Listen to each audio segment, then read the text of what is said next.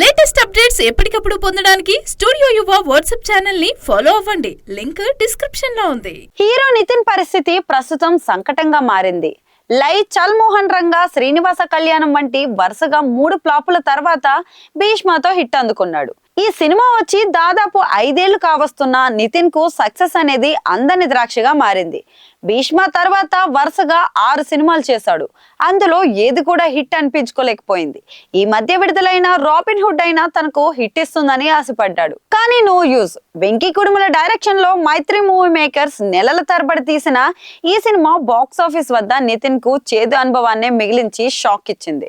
60 కోట్లు ఖర్చు పెట్టి తీస్తే దీనికి వచ్చిన మొత్తం కేవలం 14 కోట్లే వచ్చాయని ట్రేడ్ వర్గాలు అయితే చెబుతున్నాయి.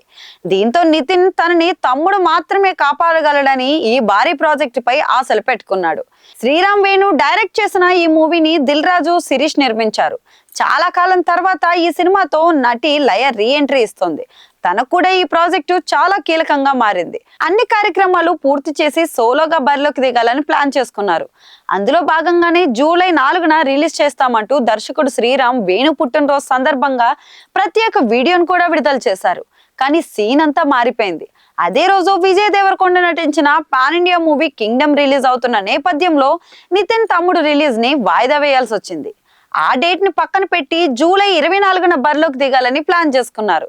అయితే అది కూడా కుదిరేలా కనిపించడం లేదు. కారణం, మెగాస్టార్ చిరంజీవి నటించిన విశ్వంబర కూడా అదే రోజు బరిలోకి దిగుతోంది. గత కొన్ని రోజులుగా రిలీజ్ డేట్ విషయంలో అయోమయంలో ఉన్న టీము ఫైనల్ గా చిరు, ఇంద్ర రిలీజ్ డేట్ అయిన సెంటిమెంట్ డేట్ ని ఫైనల్ చేస్తున్నారట. చిరు ఇప్పటికే ఈ డేట్ ని ఫైనల్ చేసి టీమ్ కు చెప్పేశారట. అధికారికంగా ప్రకటించడమే తరువాయి. దీంతో నితిన్ తమ్ముడుకు మళ్లీ కష్టాలు మొదలయ్యాయి.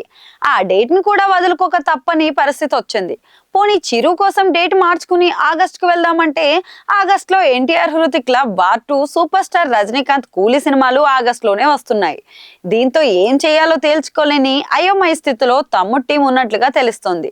ఏ పోటీ లేకుండా సినిమాను రిలీజ్ చేయాలంటే తమ్ముడు టీం కు ఆగస్టు ఫస్ట్ వీక్ పర్ఫెక్ట్ అని ఆ సమయాన్ని వినియోగించుకుంటారా లేక మరో డేట్ కి వెళ్తారా అన్నది వేచి చూడాల్సిందే.